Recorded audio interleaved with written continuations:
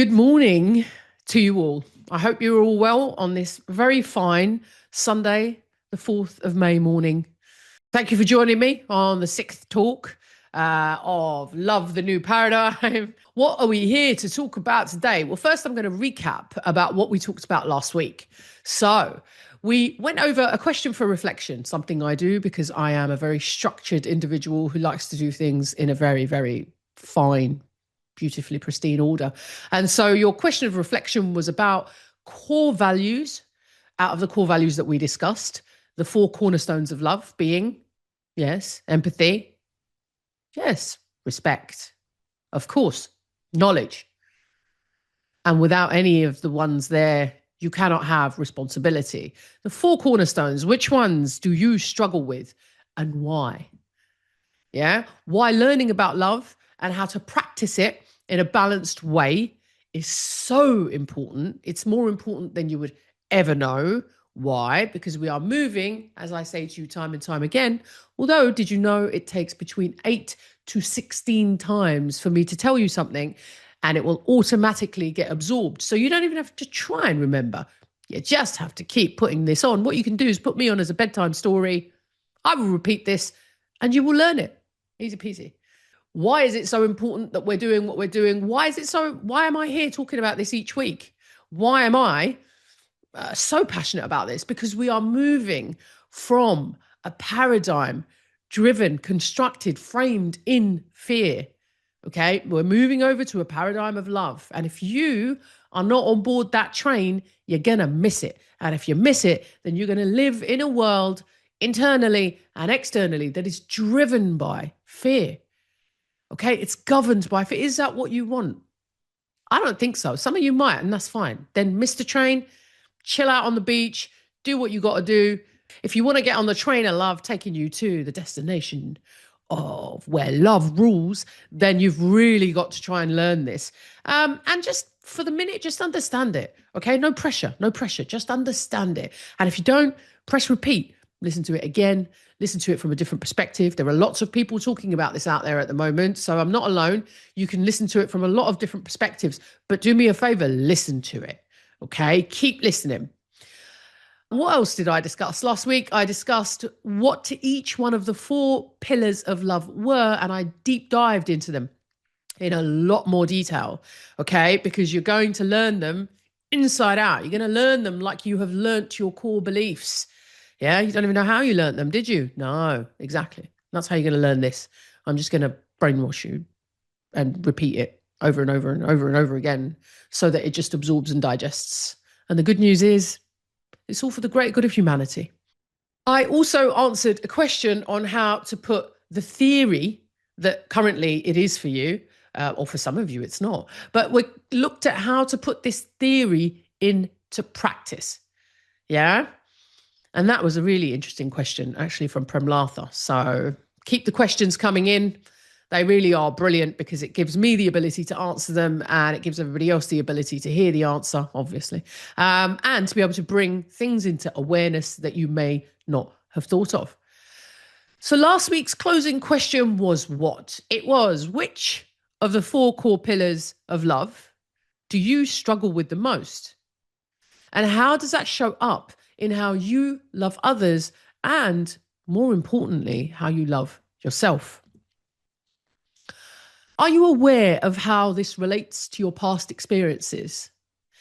It's so important that every question you ask yourself in terms of awareness, that you also try to understand where the root of that was planted and how. Okay? Why? Because what we have is we have the upper tier, I'll call it for now, but there is a word. But you've got the upper tier here, the surface stuff, which is actually your thoughts. Okay? They don't come from a deep place. Your thoughts don't. Your feelings, yes. Okay? But your thoughts are driven by your beliefs. And your beliefs are driven by your upbringing. And your feelings are affected by what you believe. And what you make things mean is affected by what you believe and how you interpret them and what you believe about yourself and what you believe about the world that you live in and what you believe about others. And so really breaking it down and understanding it from your past and where that came in, you can get to the root. And why we want to do that is because we want to heal it from the root. Just addressing the thoughts and trying to change the thoughts is not getting down to the root. A bit like weeds, they will continue to come back time and time again until you address exactly what it is that's causing the problem. Now, weeds are actually useful. So again, why are we getting rid of them?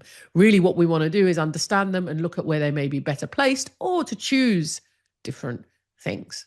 So I've had, obviously, with this reflection question, I had obviously an answer for this that came in from a viewer, which was really, again, a really, really insightful response to the question. So respect and empathy are the pillars I struggle with the most.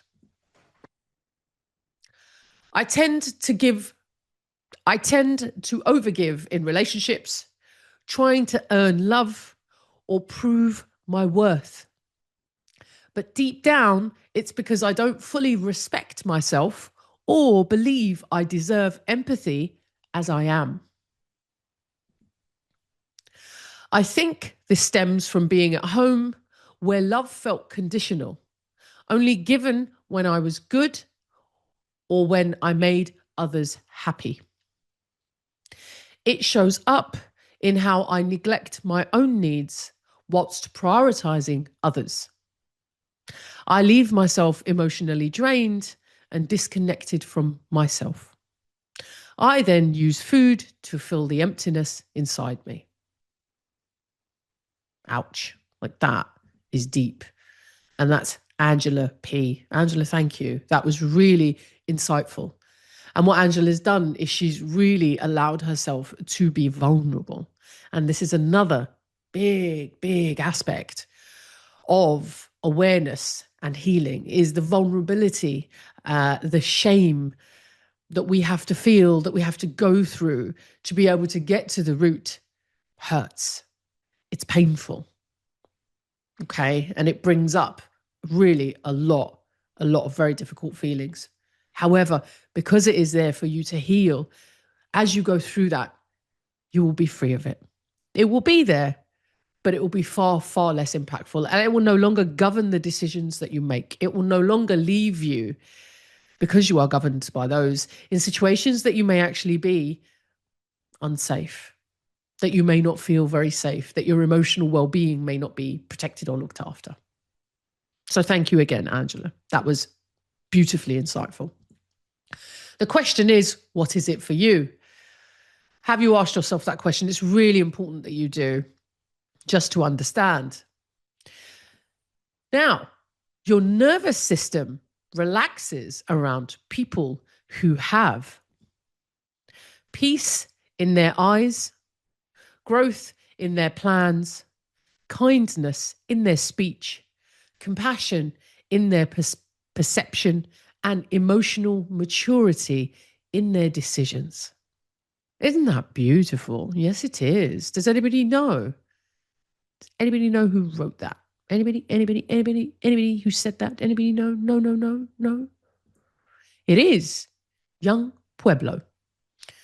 I pronounce him as Jung, but when I looked at the pronunciation, it's apparently Young. I don't know. What do you think?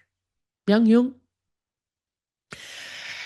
I like that quote a lot, and I've put it in here because we talked a bit about kindness and empathy and putting it back into the world in every aspect, in every minute, in every possible moment. And this is a beautiful depiction of you putting it back in each moment. Looks like that. And somebody's nervous system is relaxing around you when you are being loving in each moment, just by having peace in your eyes. Isn't that profound? Peace in your eyes. Well, what do you think needs to happen for an individual to have peace in their eyes? What do you think needs to happen for you to have peace in your eyes? Growth in their plans. You're not looking back all of the time. You're looking forwards. You're not looking to eradicate, to get rid of, to make obsolete. You are looking to grow. Kindness in their speech, the tone of your voice, the way that you speak, in the lack of judgment. That is how we are kind in our speech, in the ability to empathize with others and try to put ourselves in the place of others, and compassion in your perception. Again, my ability to put myself in your shoes is what will make me compassionate. Emotional maturity in my decisions. Well, how do we have emotional maturity in our decisions? We have them by having a balance, a subjective and an objective balance. This is how we can be mature in the decisions that we make. And to delay before responding if we are being or feeling way too subjective, way too emotional. I like that a lot. Thank you, young Pueblo. Question for reflection. This is for you to reflect upon, to learn, and to grow. Who in your life helps your nervous system feel safe and at ease? And how is it that they do that? I like that question. Obviously, I'm biased. I wrote it. I know. What qualities do they embody that allow you to relax and show up as your most authentic self? Have a think about that. I've got a really good friend who genuinely is so chillaxed and so non-judgmental of any of the way that I am, that it makes my nervous system not just relax, but it goes to sleep. And that's when you know you're in safe hands. I think gratitude and thanks to those that make you feel this way is also really important. So those of you that are listening, please do drop a message to that person that makes you feel that way and say, do you know what? Thank you. Thank you for making my nervous system feel so safe that they can just fall asleep without having to be on high alert or to have snipers out or to have everything at the ready to run or to fight. Isn't that lovely? Now, before we jump back into the core pillars, I know, look at that rotating thing. I did that. I'm evolving. Thank you, everybody, for being here at the talks, because I'm evolving through these talks. It's quite mesmerizing to look at. But yeah, sorry. Before we jump back into the core pillars, last week's question raised from Premlatha raised a really interesting point. And because of that, I added a considerable amount of slides and all of my expertise in making beautiful pictures into this talk. So, what was that interesting point? Well, the question was, I've watched your videos, Yasmin. All of it makes sense. Of course it does. But actually doing it, remembering it, that's the hard part. I know. How do I make it stick? And you know what, Premlatha? Thank you so much for that, because it then made me go, Yazz, you're going to have to talk about this in a little bit more detail and bring up one of the processes that isn't spoken about much these days, but actually is so useful and so important for you to use to relate when it comes to you learning something new, how you're feeling, where you're at, and how to address that or work with that. So let's kick off. The four, I know, isn't it beautiful? You're welcome.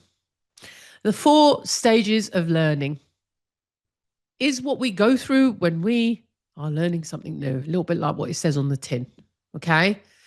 The first stage is what? It is called unconsciously incompetent.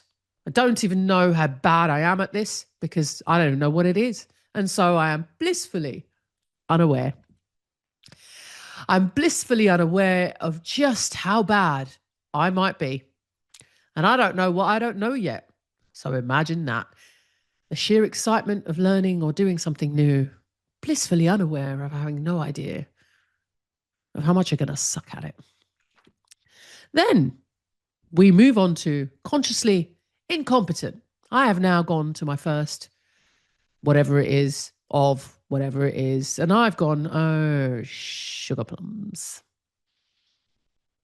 Now the veil has lifted. I've caught a glimpse behind the curtain and I can see just how much there is to learn. Damn. And you're now going, can I? I don't even know if I can. Nobody told me this. Why? Why didn't anybody tell me this? I don't even know. I don't know. I don't know. I don't know. And then you move on to 3 after battling through. You become consciously competent. I know. Isn't that a lovely step to move to? And it's a very natural part of the learning process. Natural. Do you hear me? Natural as you just go along.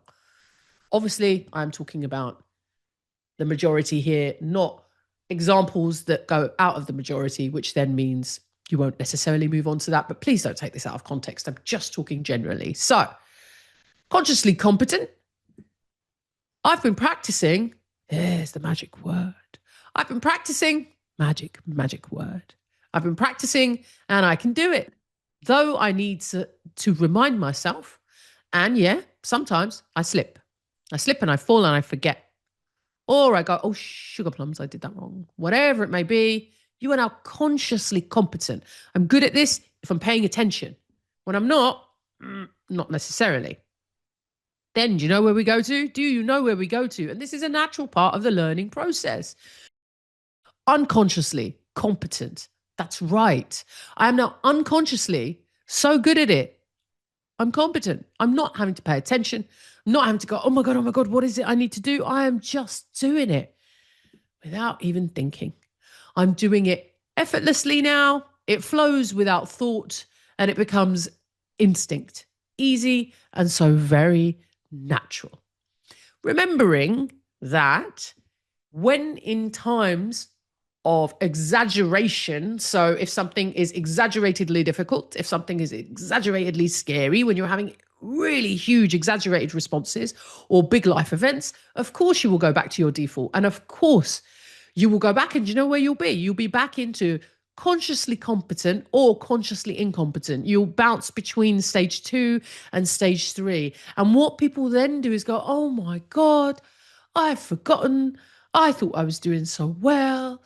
I've forgotten everything. No. It's okay. In times of crisis or difficulty or big experiences or big transitions or changes, it's so important to understand you will go back. You'll go back to your default, which was there to protect you in the first place. So we really don't want to knock it. You will then jump back and forth between consciously incompetent. Oh God, I've forgotten how to do it. Oh God, I keep forgetting. Back to consciously competent. Oh God, I can do it when I'm thinking. And then you'll move back into unconsciously competent as the transition or the experience starts to balance back out.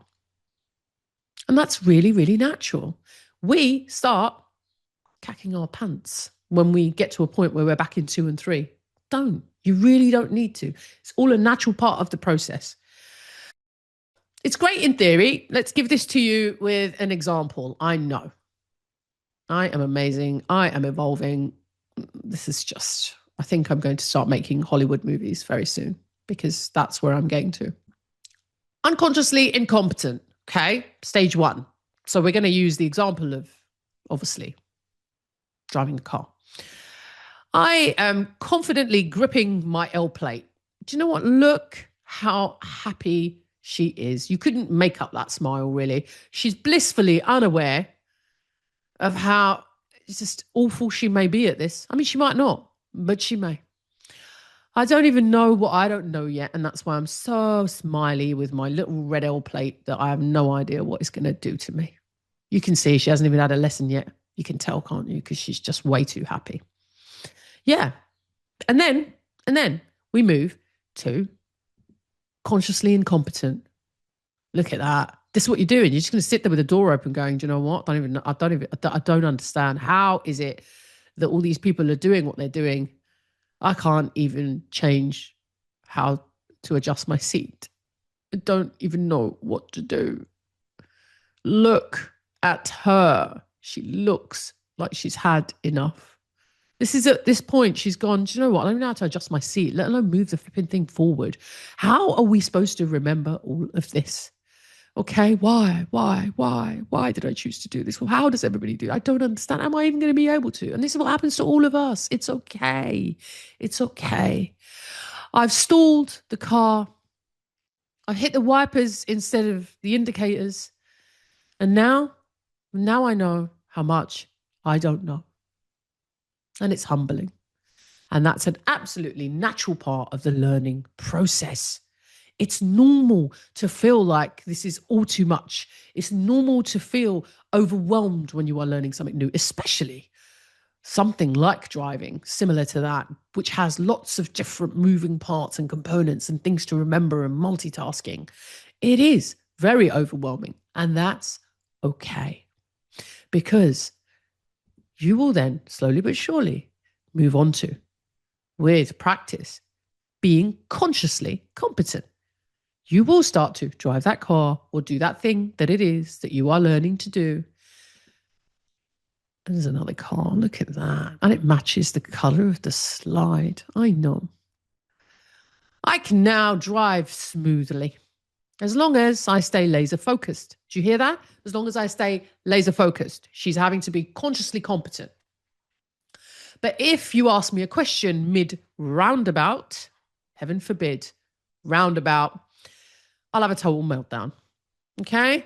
So that's consciously competent. I'm fine as long as I am focused fully on the task at hand, or if I'm reminding myself consistently. However, I'm not doing this like it's natural. I'm not doing it with lots of confidence. I'm not doing it with a big fat smile on my face. No, I'm doing it. And if you ask me a question, it's all over, mate. Okay? That's what we call consciously competent. Then with practice, do you hear me? With practice, you hear me? With practice and continuing to put one foot in front of the other. Don't stop.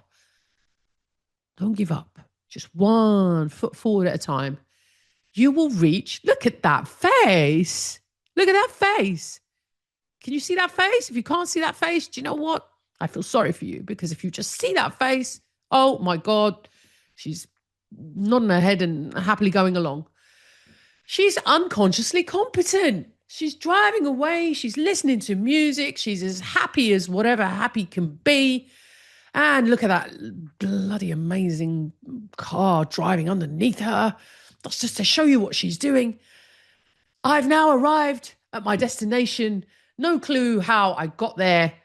I'm driving and it feels as natural as breathing. Ta-da! All from practice, perseverance, and not losing the will. Okay, don't give up. I know it feels really, really difficult sometimes. I know that sometimes you hear what you hear, you see the posts, you hear the quotes, you hear people talking, and it all sounds amazing, and it really feels quite overwhelming and scary, because you think, God, I know all of this and I'm trying, but why can't I? You can. You just need to be patient with yourself and practice, and just one baby step forward at a time. Okay. Sometimes you'll be running and other times you'll be literally crawling, and that's okay. But just don't give up. Just don't give up. If you need to take a break, take a break. Take a seat on a bench, sit there as long as you need to. It's okay. Take a breather for as long as you need to, but then get back up when you can and just keep moving. Okay. And that's unconsciously competent. These are the 4 stages of learning, and they are the natural ways that we learn. Don't quit at the roundabout, okay? Because this is what we're doing. We get to that point and we get so overwhelmed, and it is scary. Of course it is. It is scary. It does feel overwhelming. It does feel like no matter how much you're trying, yeah, you're not able to do it. I know. But don't quit at the roundabout. Just like learning to drive, building the core pillars of love follows this same process. At first, we might not even realize the ways we struggle with trust, respect, building knowledge, or learning how to communicate effectively. We are blissfully unaware. Some of us are, some of us may not be. We may be blissfully aware. Either way, we gain insight. It can feel overwhelming, like stalling at every emotional roundabout. It is extremely overwhelming, scary, and you can feel quite hopeless at times. But this is where most people want to quit. Okay? You're not alone. This is where most of us feel like, I can't take any more. This is too much. I'm exhausted. But here's the truth. Feeling awkward or overwhelmed at the second stage doesn't mean that you are failing. Far, far from it. It means you are learning. So continue to learn. Keep putting whatever in front of the other. Keep moving. It means you're learning. You are not failing, you're learning. You're not doing badly at it, you're learning. It's far from failure. It's the furnace where your future self is being forged. And you will stand by your fire because you owe that to yourself. And we all owe that to ourselves. Yes, it's going to get hot. Yes, it's going to get scary. Yes, you might think you're being cooked alive and you're going to be unalive, but you're not. You're not. You're going to be okay. I promise. Stand by your fire because you owe yourself that. You can do it. The difference between a successful person and others is not a lack of strength. It's not even a lack of knowledge necessarily, but rather a lack in will. I like that because when there is no will, or when we lose the will, that's when your journey on growth, your journey of learning will finish. It's not because you don't have the knowledge, because you can go and find the knowledge when you have the will. It's not because you don't have the strength. When you've got the will, you will find the strength, or you will take the time to gather the strength. You will be patient and loving with yourself. But when there is no will, you won't move forward because you don't want to. Yeah, you've lost the want to. Now, this quote is Vince Lombardi. I didn't know who he was, so I had a quick look. And he was a legendary NFL football coach who is quite militant, actually. And he's got some real kind of like, get up, you can do it kind of quotes. But I really like this one. May the Lord rest his soul. He's no longer with us. But he had quite a big impact and took, I think, a football team or some football teams to huge success. So thank you for those words, Vince. Practicing love. Next, we need to bring these core pillars to life with real-world examples showing how each one shapes the way we give and receive love with others and ourselves. Knowing it is great. Theory, amazing. Intellectualizing it, isn't most of the world doing that? And they're doing it so well. Oh my God, debating it. Isn't everybody doing that so well? Oh my God, you're so good at talking about it. You're so good at telling everybody about it. You're so good at debating and winning in arguments about it. But bloody hell, are you actually doing it? Because you know what? There is no point in this. Rap all the time. If you're not practicing what it is that you know, what is the point of gathering tons and tons and tons of knowledge? What's the point if you are not going to put what it is that you have learned or you are learning into practice? Otherwise, you're just a radio player, just like lots of noise and static, not doing anything, no movement. Static is fine. And if that's what you choose to do, great, do it. But do it being conscious, facing it, admitting it, accepting it, that I know loads of things, but I do very little. And that's great.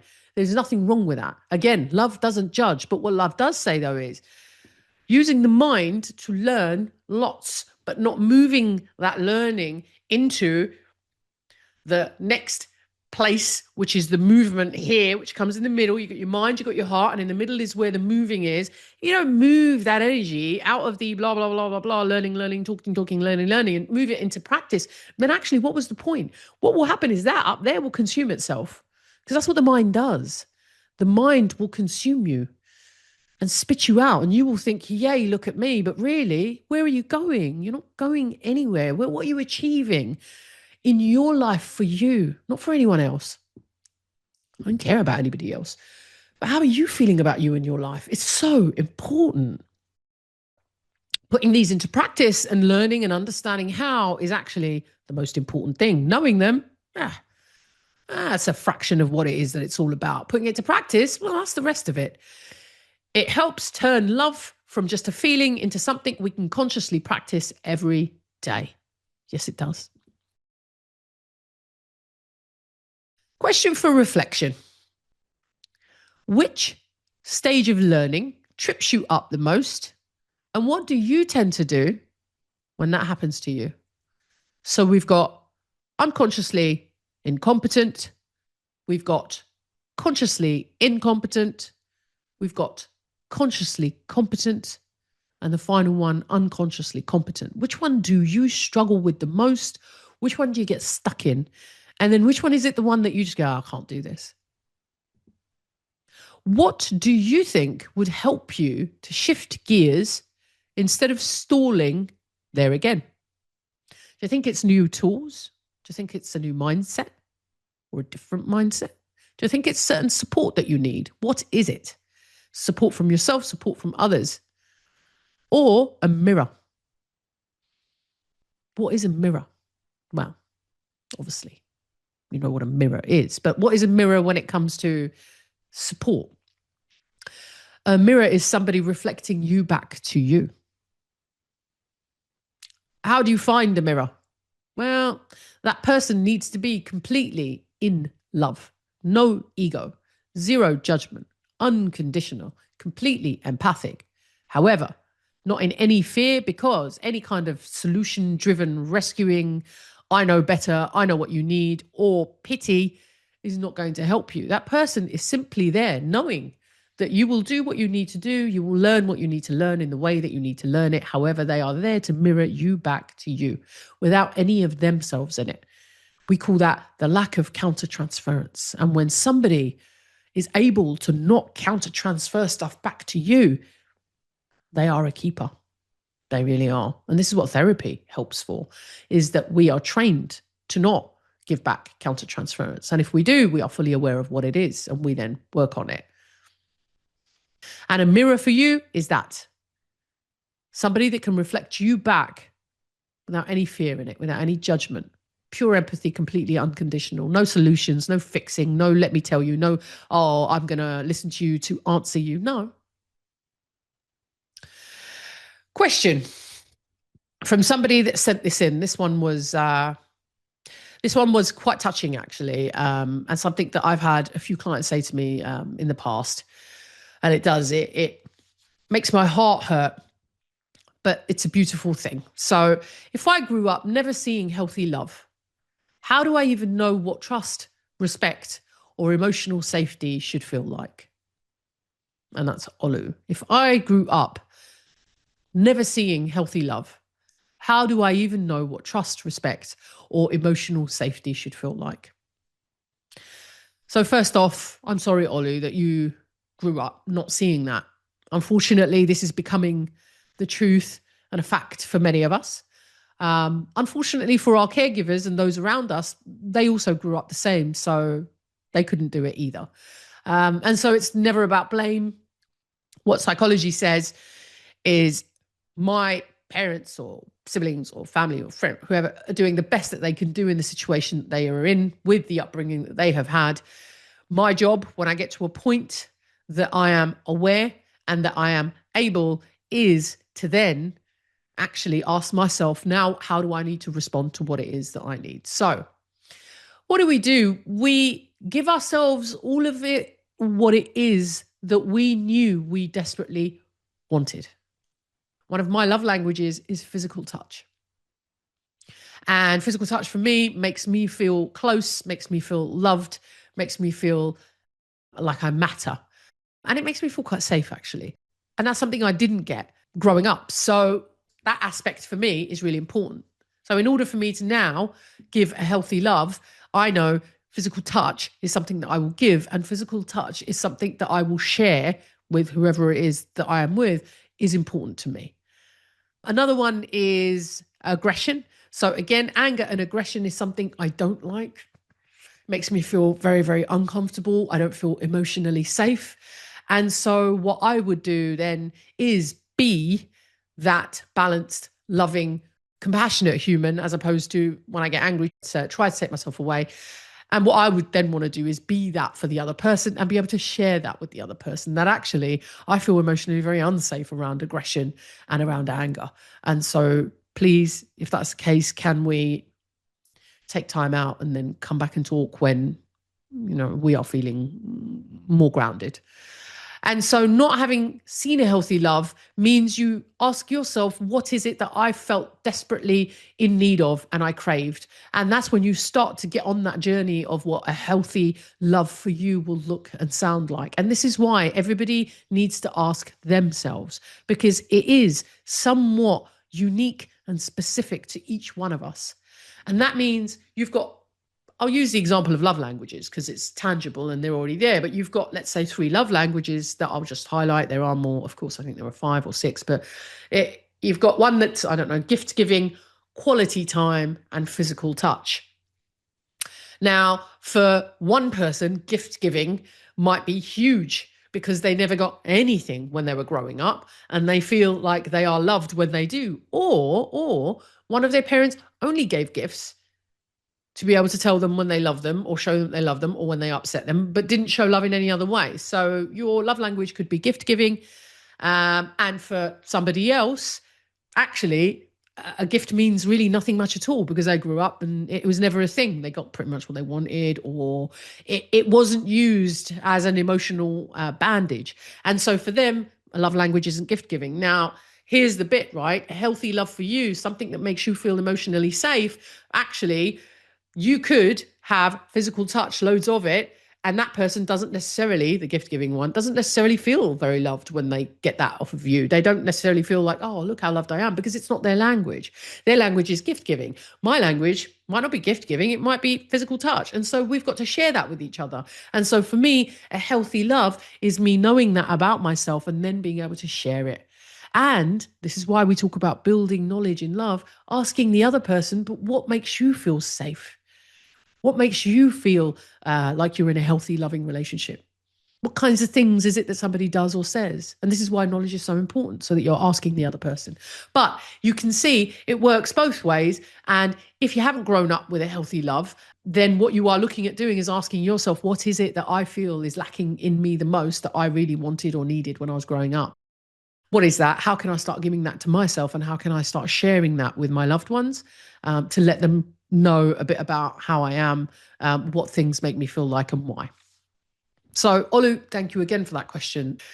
Brings up very insightful stuff, doesn't it? Closing thoughts. I'm going to leave it here because breaking down the core values next week and giving examples on them is going to take a good hour or so. So we'll close up here. There's quite a bit to think about. What I want to leave you with is love and learning follow the same path. Awkward beginnings, painful truths, and powerful breakthroughs. You don't need to get it right. You really don't. You just need to stay in it.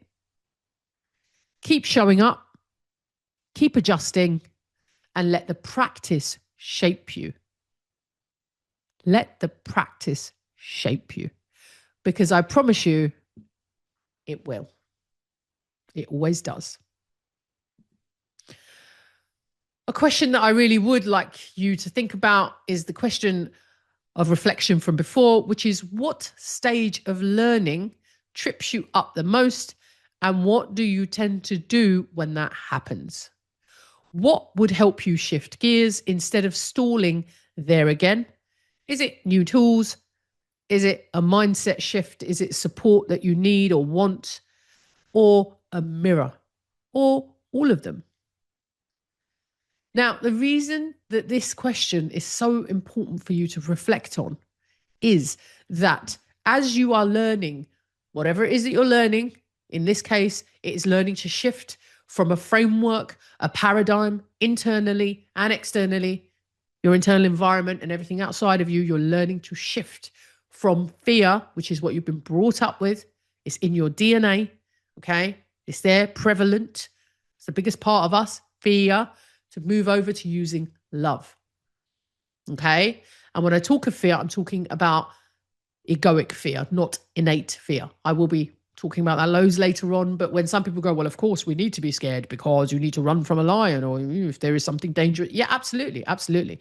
Nobody's knocking that fear. That is the reason that we are all still okay getting on in the world. So that fear is called instinctual fear, and that fear is so important to our survival and our well-being. That's not the fear that we talk about when we talk about moving and shifting from a paradigm of fear. We're talking about egoic fear. Okay, there's a huge difference. So what is it that gets in your way? Where do you stall? Understand that in learning anything new, this egoic fear creeps in. Okay, and at some point it starts telling you that you can't, you shouldn't, you mustn't, or it's stupid, whatever it might be. And for you, Not just for this, but for anything new that you'd like to learn, it's important that you break down what stage you hit up against a brick wall, what stage do you fall over or trip over, and then what do you do at that point? Now, how can you break that cycle and keep moving forwards? What do I need to break the cycle of walking away from it, moving away from it, giving up on it, and to actually take a break, whatever it is I need to do, but keep putting one foot in front of the other, just move forwards in that.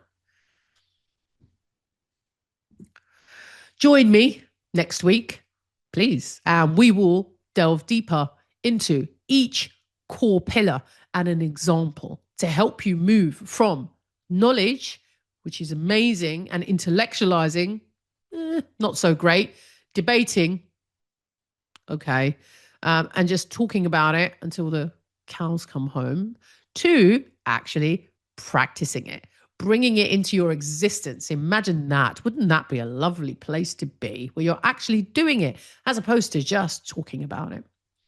Join me next week and I'll take you through that. Thank you very much, everybody. You can book in for your next week using the same link. If you haven't joined me before, because you're watching this on video, please do book in. Join me live. You can ask questions as I go along.